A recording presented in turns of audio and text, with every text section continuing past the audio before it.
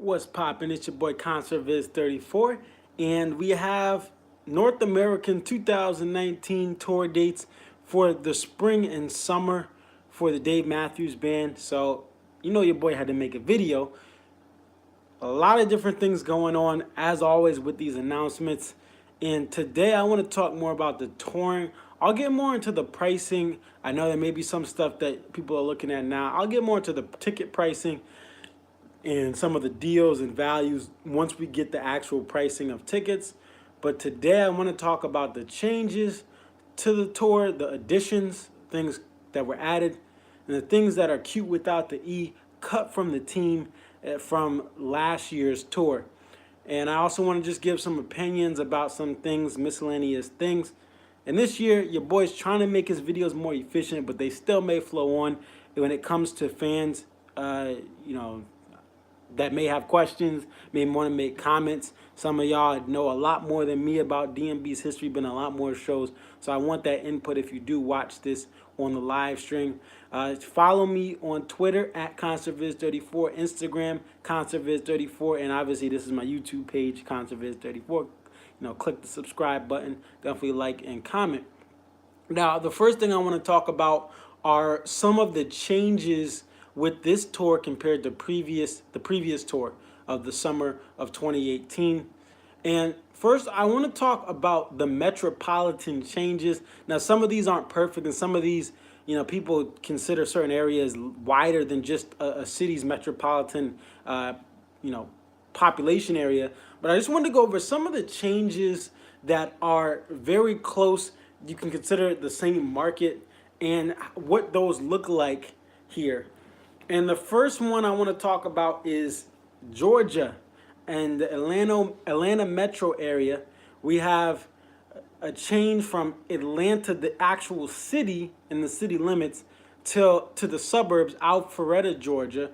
And we go from the Solaris Amphitheater at Lakewood to the Ameris Bank Amphitheater, and that's going to be in suburban Georgia versus being more in the city area.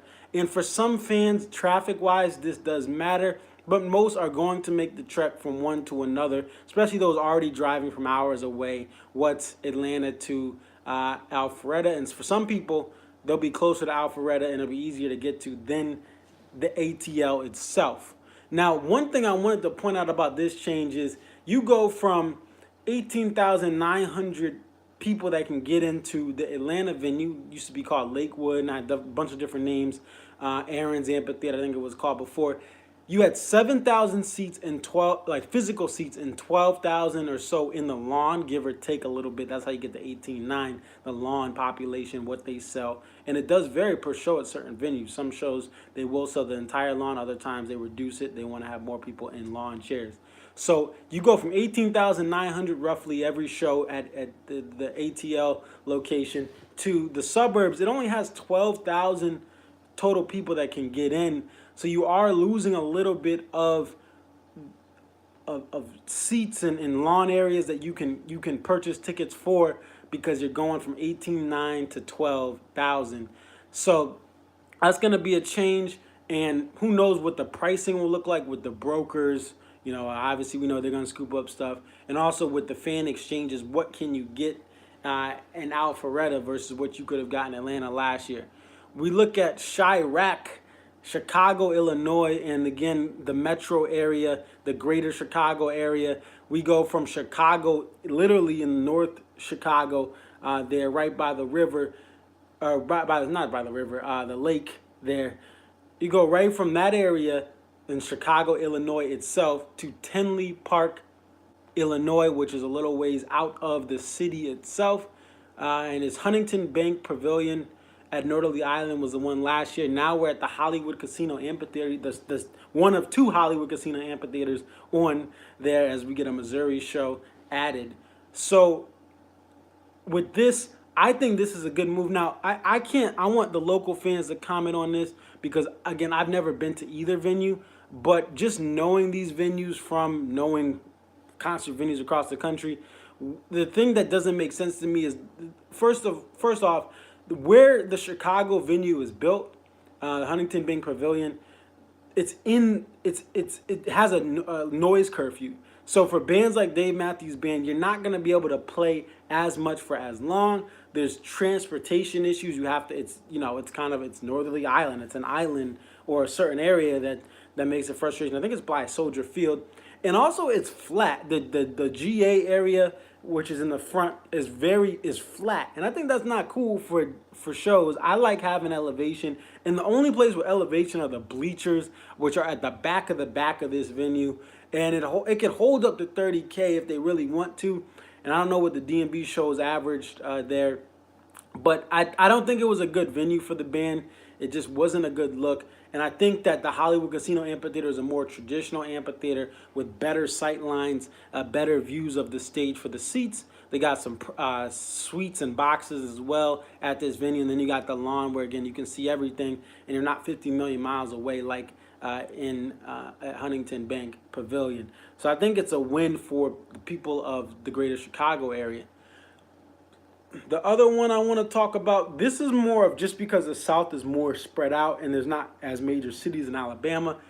Alabama has a little bit of a swap here. You have Orange Beach, Alabama, which is by right on the Gulf of Mexico. They move you up a couple hours to Pelham, about 4 hours or so, I believe.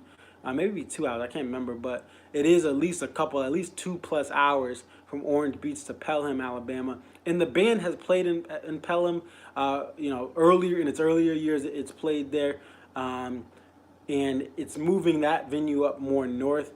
So that's another change. And I think the only downside about this is not the venue size, but more fans went to the Orange Beach show to have an experience on the beach. A lot of people vacationing, booked hotels for the entire week, booked hotels for half a week to vacation, and then go see DMB. And the show was a steal. It didn't sell out from what I saw before the storm, and even after the storm was rescheduled. I mean, you could get seats for that rescheduled event the day of. And some of that was because some people, I'm guessing, returned their tickets. But that's another thing. So it's not going to be as much of a scenic location, but I think also with what happened last year with that storm, the tropical systems, Pelham can take a beating unless there's a tornado, and even tornadoes are quick in nature, and hopefully there's not. I don't wish that on anyone down there, my homies in Tornado Alley or in the South. But I think they just somewhat, my guess is it's possibly due to just what happened. It's on a beach. Anything can flood on a beach with just a minor storm. It doesn't have to be a hurricane, just any tropical system. So I think they moved it because of that, possibly. I don't know. But it's more inland. It's going to be more safe from flooding, just if there is a system that comes through during the time they're touring there. Now, I want to look at what was cut, and then let's look at what was added. So let's look at the cute without the E's. Austin's cut didn't sell that much. Pit tickets were cheap, so I think as a bargain hunter, it's a bummer that's gone. But I mean, it wasn't a venue there, and it's not actually in Austin, Texas. I believe it's somewhere else on a speedway. I mean, the pit tickets were the most affordable in Austin, and Brandon, Mississippi, and Rogers, Arkansas, the next two ones, cute without the E, and those weren't mainstay venues there. But again, in the Deep South, DMB is not heavily populated with fans except the major cities. So, I mean, those are cut, and they're just mixing it up. They want to have more spontaneous stuff. We'll talk about what was added later. Pittsburgh, the suburban Pittsburgh, Burgettstown, Pennsylvania. I'm probably pronouncing that wrong. That was cut. Now I can't say this for sure, but I remember seeing a photo, and I posted it to Empty Seats Pick. It was very open in the lawn in Pittsburgh right before the show. Now I guess it maybe filled up a little, but I think I saw pictures after that, and who knows. But in Pennsylvania, fans are mad. I want Hershey. I want that. We'll talk about that a little later. But, this is not like a DMB heaven of fans. It's not like upstate New York. It is not like the Northeast. It is not like portions of pockets of DMB fans like in the Midwest out there in the Wisconsin, Illinois area where you have a lot of fans out there. So it's like it is what it is. Fans are going to be mad. Just go drive to Ohio. Go drive to upstate New York. You're not that big of a Pennsylvania is not that big of a DMB state. Camden, New Jersey, and Philly, that's really at the borderline of where Jersey is. That's more of a DMB area. So I mean, sorry, not sorry. And again, we'll talk about that a little later about Hershey because that venue sucked sound wise. Anyway, we're gonna continue through with Blossom. That's cut in Cuyahoga Falls. I believe that's outside of Cleveland. Syracuse is cut. Now Blossom, you have Riverbend. You know, it is what it is, and there are fans there, and they played Halloween in Ohio. As well, it's historic that they played a lot, and I believe, is it Blossom or Riverbend? Someone tell me. Iron Hockey. He's gonna do SPAC in Bristol. Okay, so my boy down in DC is gonna do those. Okay, gonna try to do those. And good to see Al. We'll talk about Alpine. John's doing he has like a partial season ticket playing at D&B. He's trying to do about 12 plus locations. But shout out to John, and we'll talk about John, and he lives in Tennessee, and there is a show in Nashville. But continuing through, so we have, again, Ohio, Cuyahoga County there at Blossom, which is Cuyahoga Falls is the actual town. That's cut. Syracuse is cut. Now, Lakeview, it had some issues with, being flooded. I believe it was last year, the year before. And it is a venue that the tailgating is an interesting thing for D&B. So, I mean, it's cut. But, hey, go to Toronto. Go to upstate New York. I know it's a drive still to go to SPAC, to go to some of the other ones like Bethel, New York. It is still of a drive. But, look, if you're a hard enough D&B fan, go over the border to Toronto, get a ticket, call it a day. Guilford, New Hampshire. This is something that is a little bit sad because I think this is a steal venue of the tour. When they did the 2-night stands there, they had a lot of great songs. You had some Say Goodbyes. You had some other special songs that would be out there. And that is cut. Those two shows are not happening there. But that was a hidden gem. And it was a very intimate venue for the Northeast. Okay, SPAC is intimate, but Guilford is even more intimate than SPAC is as far as the amount of people that are in there. It's a very close-up venue. Darien Center, New York, they lose their show as well. Homedale, New Jersey, but these are venues that you're within the New York tri-state area. There's going to be plenty of other shows. You got SPAC, you got Jones Beach, and you have if you really want to go to Hartford and Mansfield, you have those there. Raleigh cut. Again, North Carolina is not D&B heaven, okay? Virginia Beach cut. Now, here's the thing. Virginia Beach, it's the home of D&B, but Virginia Beach isn't a D&B heavy area. And I have family. My dad was born in Portsmouth. It's not like, everyone I can't wait for the next show. And the shows in Virginia last year were kind of whack. Now, rain had something to do with Bristol, but the shows were very generic. So they probably just weren't feeling the venue. They weren't feeling like it was a show they had to keep. And again, they're looking at sales as well and how quickly they sell out and if they do sell out at all. So I'm sure they just cut that because, hey, Virginia is not overall crazy for D&B. There's pockets of it in Seaville and other places closer to D.C., but you have Bristol. That's the meet everyone halfway type of point from in the Virginia area and in D.C. and Maryland, southern Maryland areas. So you have those cut. And then Atlanta is cut, but again, you have Alpharetta. Orange Beach cut. We talked about the replacement. Chicago's cut. We talked about the replacement. Milwaukee Summerfest is cut, but now you have Alpine, which we'll talk about in a moment. So it is what it is. You have Tinley Park. Ottawa's cut, but you have Toronto. Quebec City's cut, but Canada doesn't need 3 shows necessarily for D&B. Now, Ottawa and Quebec City were festivals, so it was just something where you're going to have a full crowd there, and you're going to have people get some exposure for the tour, the album that was out on that album tour. Bend, Oregon cut, but we'll talk about Washington. They added Mountain View, California cut, Hollywood Bowl in LA, or Hollywood, California, wherever you want to call it. Those are cut, and we'll get to the Southern California area. Mountain View is cut, but I guess I should have put this in, but Sacramento has added the new home of the Sacramento Kings and the Golden One Center. That's added, and we'll talk about arenas as well. Now, what was added? We have Pensacola, Florida. We have Jacksonville. Jacksonville was there a couple years ago. These are 2 southern dates here, hitting up eastern Florida and western Florida, respectively. Both of those areas. New Orleans, the Jazz Fest 50th anniversary. That's added. Now, they've been to Jazz Fest before. Rolling Stones there. This is going to be a lit festival. This is going to be, to me, I mean, I know they're doing the Woodstock 50th, but New Orleans Jazz Fest with the pricing that's already, it may be the more affordable fun festival to go to with the Stones, D&B, and many others, Avid Brothers, and so many others that I saw the other day.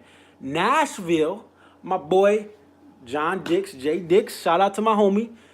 He's going to be able to have a show that's really close to him. He drives all across the country, flies all across the country, mostly flying. There's a show in Nashville, and I think it's the right thing to put it in Bridgestone. The Ascend Amphitheater is too small for the full band. It was too small for Dave and Tim, but that was a cool intimate thing. But it's good that they're having it indoors at Bridgestone because that is like that is the biggest venue that's gonna fit DMB on a Saturday too. So you don't have that midweek stuff that a lot of the South gets, where it's like an Alabama show will get, a Mississippi show will get, Wichita, Kansas will get, where they played Shotgun a couple years ago, 2016. It's a night, a Saturday night in a city that's growing and more popular and has transplants that are coming from all across the country for all sorts of music. Great thing to have them front and center at the Bridgestone Arena. Pelham, Alabama, I talked about that move. Now here's where we get Des Moines, Iowa. Iowa. That's a show. That's my Soulja Boy mock. If you guys know about what Soulja Boy is. So there is a Des Moines, Iowa, and that's a big ad. Maryland Heights, Missouri comes back. You know, it had been around for a little bit, in 5 years, 4 or 5 years ago. We get it back. The other Hollywood Casino Amphitheater. And Missouri hadn't got love last year, but we get Des Moines, Iowa, and then Maryland Heights, Missouri. And here's where now we get into what used to open Woodlands. Oh no, I'm looking at the tour in order. Forget Woodlands, that's always been around. And then what else do we have? So we have Bethel, New York, Tinley Park. Again, we talked about Bethel is not too. It's kind of, it's west of New York City, but it's a show that's added there. And Darien Lake and Bethel are kind of interchangeable there somewhat. You got Tinley Park, Illinois, again, better venue. Alpine gets added. Alpine is back 2 nights, and they get back into the game. Those should be 2 amazing shows, a great show to travel to for those Midwesterners who lost the show.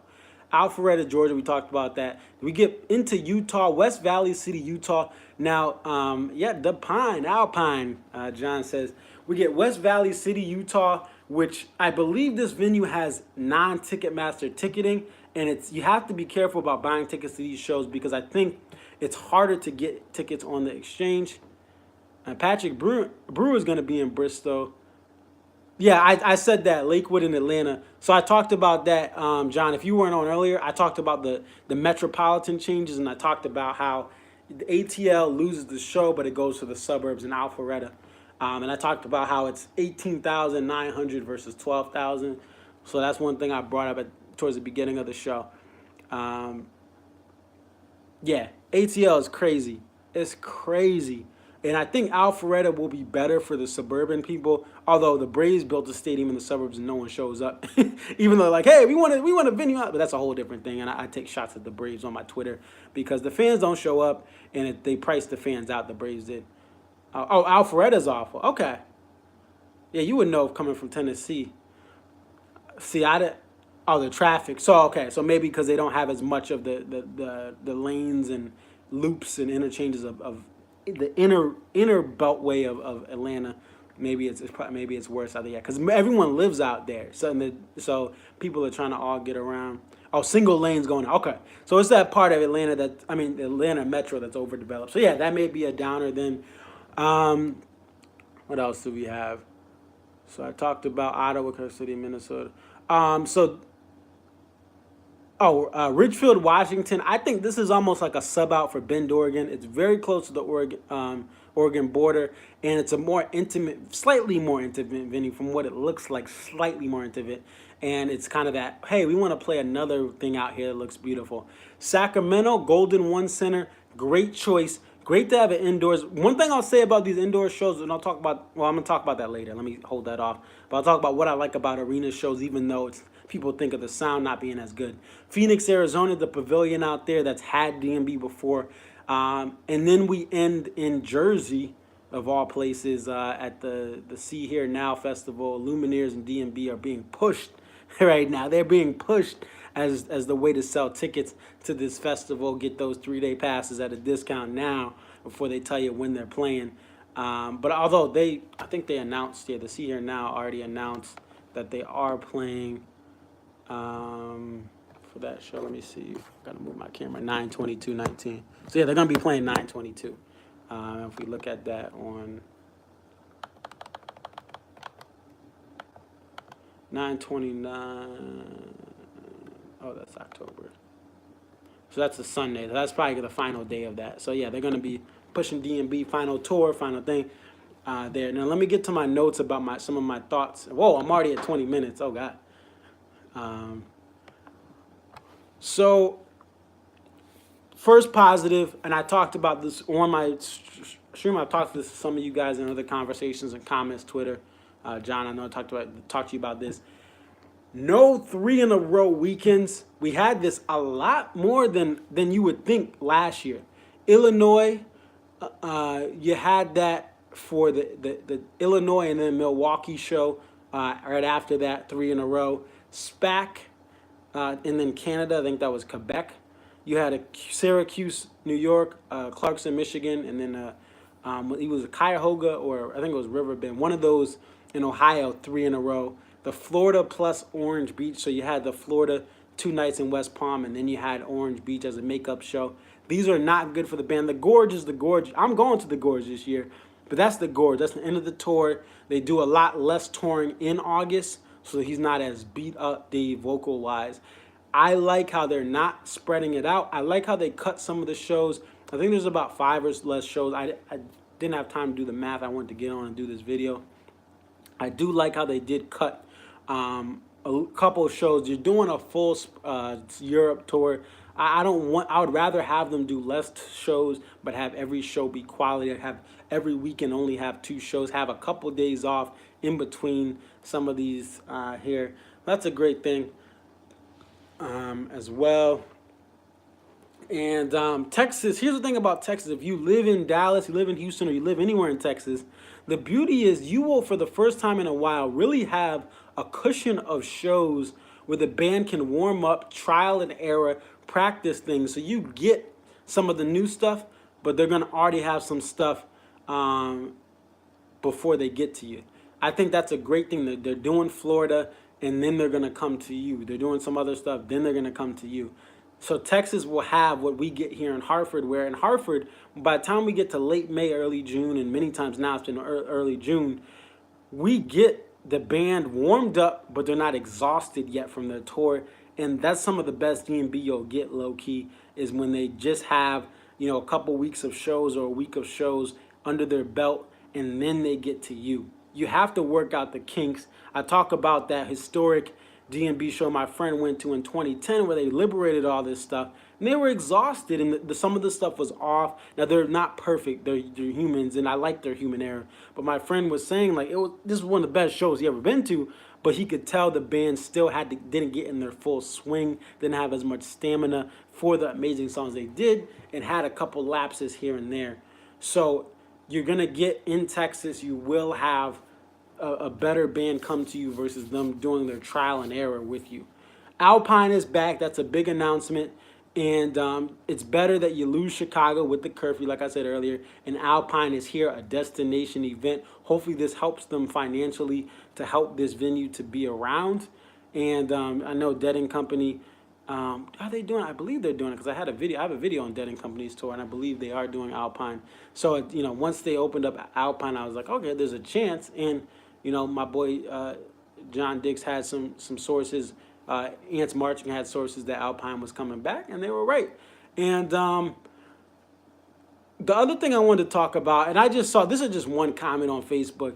If you live in Southern California, don't complain about DMB not being there. First off, you live in Southern California, it's beautiful. Second off, you live in Southern California, you get all sorts of stuff. You get pop-up shows. You had Jimmy Kimmel with DMB, where you can literally show up to one of those shows and it's beautiful weather, unlike New York when you go to the Letterman show, you're outside freezing. You get that. You get John Mayer pops up and does a bar show in LA. You have all sorts of venues of all sorts of artists on the top at the top, at their peak, old nostalgic acts, and everyone in the middle, LA Forum, the Staples Center, the Greek Theater.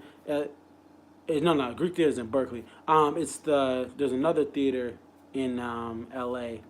My boy Leon Bridges was there. I can't remember what it is. But you had the Hollywood Bowl. There's so many venues that you see other acts in. You lose DMB, go fly to Arizona. This is my thing about LA, because someone again on Facebook was complaining. Go fly to Arizona. Go fly to the Gorge, get 3 nights in a row. Go drive up to Northern California or fly up there. They're very inexpensive flights. State Line, Nevada, right there, very close to California. Go to one of these places. If you love DMB that much, you live in Southern California, go do that. And you have to remember, it's hard to book these venues in LA. I mean, the LA Forum is so old and outdated, kind of like the venue here in Hartford. We have the XL Center. But because LA has so many entertainment options, they literally renovated it a little bit and have made it over just so that it's a fill-in place, so that if someone can't book the Staples Center and all the other theaters, they book something else. You know, the band to travel through Southern California with their equipment, even if they fly in, fly out, it's kind of out of their way, where they can get through to Phoenix easily. They can get through to the Northwest very easy, and Dave has a house in the Northwest. His kids are up there. So that's why you see a lot of stuff stacked in Northern California. And it's more beautiful out there. It's more scenic, okay? LA is a frustrating city to go see a show in because of the traffic. Traveling fans, out-of-town fans, you can't just take a subway, okay? So the fans' transportation is a little more difficult too. So don't complain. Go somewhere else. Go book a flight to Arizona, Phoenix. Go drive to Phoenix, okay? You have it right there. Go drive the state line. But I just noticed that as well. And same thing with Pennsylvania. Guys, chill out, relax. It's not like you guys aren't a hub. And that's the thing you have to realize. You have to be honest with where you live. This band has been fortunate enough to tour in some of these cities where you guys live. But at the same time, if you're not have a large DMB population, you're not guaranteed shows. Matter of fact, here in Hartford, Connecticut, shout out to Typical DMB, he knows what's up. Hartford, Connecticut has a large DMB population within 2 to 3 hours. Fans who can't afford to go to SPAC can always scoop up a ticket to Hartford and Mansfield. Yeah, there's still high prices here, but you can get a more affordable show. You can't wait till SPAC. A lot of upstate New Yorkers come up to Connecticut, but Connecticut has a lawn that is literally bigger than most venues, 22,000 people, and they fill it up very well, even when they had the 2 shows going up to 2014. And now it's down to 1 show. So, I mean, in theory, they should be adding more shows to Hartford or Mansfield, but they're not. We're only getting 1. So, and we're DMB hub. We are a hub here in Connecticut, Western Mass, Central Connecticut, and then in the Boston area. We're a hub of DMB fans. So, if you're not a hub like that, you're not owed a show. If you love the band so much, go travel, okay? Pick up the time. If you don't love them that much, don't travel. Don't travel, just protest them.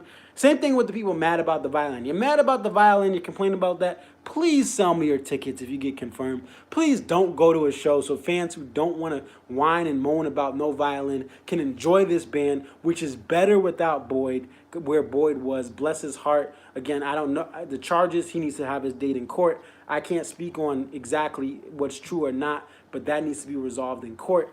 But I do not like any sort of sexual assault. But again, that needs to go in court. But the band is better than it was in 2016. And again, finding someone who can fit the mend of this band, fit the mold of this band, like Buddy did, and they're a violin player, is hard. A lot of the close friends of DMB have already, again, for 2019, picked up with the band they're currently with, have a bunch of shows. I mean, a lot of these people, you go to Nashville, they need all sorts of violin. You go to Hollywood, they need all sorts of violin. Disney World, I've been to those studios. I played at Epcot, and they took me behind the scenes when I was in high school to those studios. They need violinists. It's a very popular instrument for all sorts of epic playing.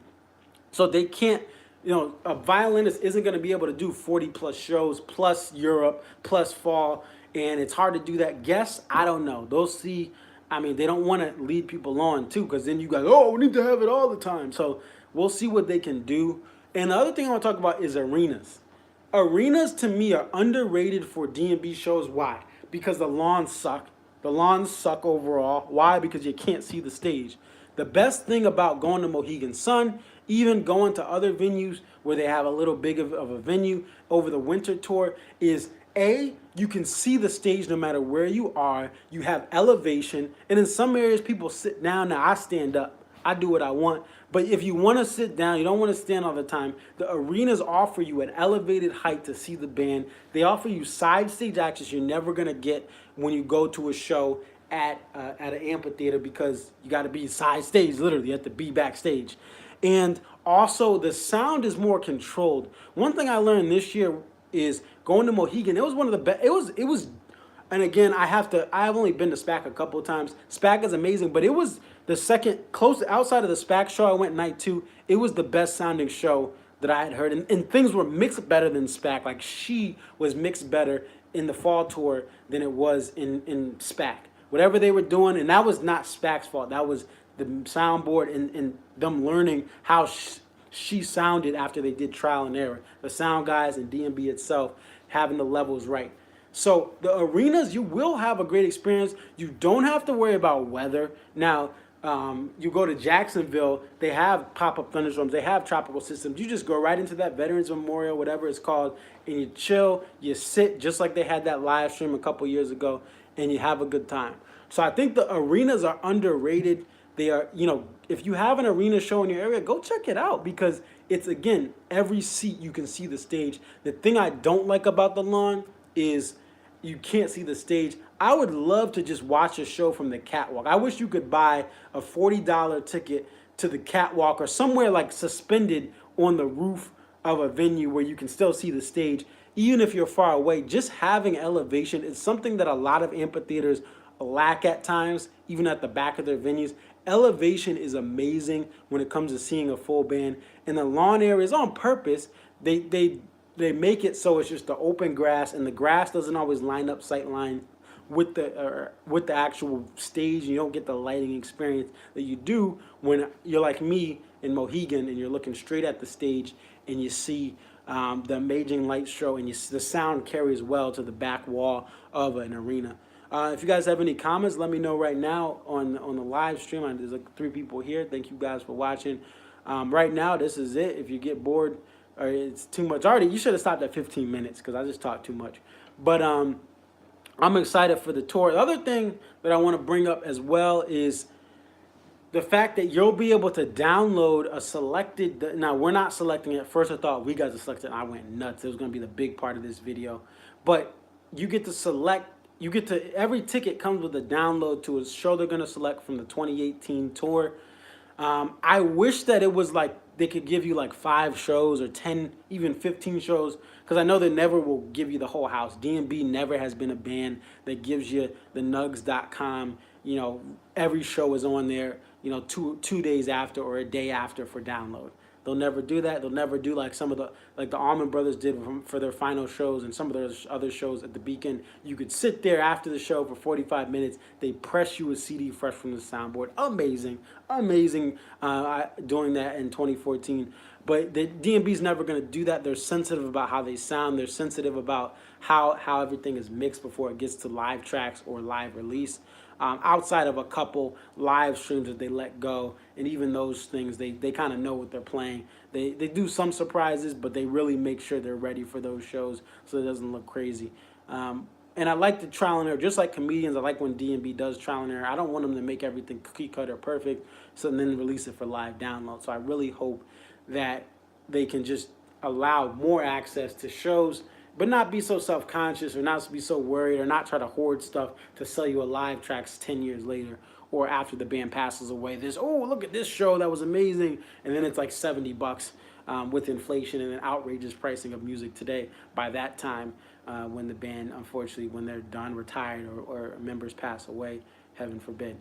So, I mean, it is what it is. I'm happy at least we have another show we can get access to. I just wish every show that you buy tickets to, or every ticket you buy, you could have access to a show that you could download. Even if it's the Sirius XM shows that were recorded, or even if it's just shows not on anything, not on XM, not on YouTube, not on live tracks from 2018, and having just all the rest of the shows be open house, open season. That would be an amazing thing. That would encourage me to go to more shows and really buy my tickets through the warehouse, buy my tickets through the primary, so that I could, even if it's a lawn seat, just to get access to more shows in it's from the soundboard. Now I love the tapers. I listen to the tapers. Shout out to all y'all who tape. But it's when you get that soundboard recording, it's awesome. So that's the only thing. What do you guys think? Definitely like, comment, subscribe. I'm gonna get off. It's your boy ConcertViz34.